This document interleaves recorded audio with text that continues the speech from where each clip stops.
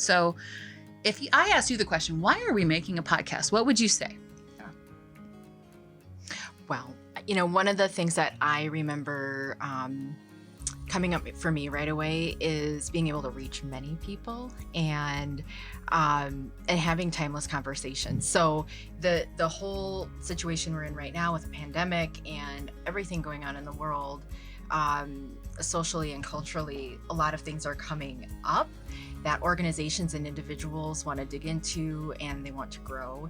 And yet I think the conversations we're going to have and what we're going to get into not only addresses what's happening now, but will be timeless and not only useful now and into the future, but really rooted in true research and science. And so this isn't just like touchy-feely HR stuff, which I think we all have an aversion to, but that's kind of out there, When right? people hear deeply human development, they go, that's kind of squishy. Yeah, I don't Why know would if I that's a do it? real Yeah, thing. right. And so I think really having conversations that demonstrate that this is a real thing and it makes a difference. In fact, it might make the difference. Yeah. Yeah. And making those conversations accessible to more people. Yes. A lot of times in our organizations, you pick the top 2% of leaders and send them through this amazing learning experience or development program.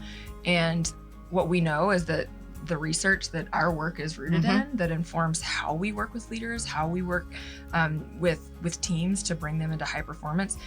It's information that could be game changing for more people than just the top 2% of leaders in an organization. Yeah. And so this is a way for us to have conversations about stuff that we frankly just love talking about. Yeah. And to get to do that in a way that brings more people into the conversation is really energizing and new for us.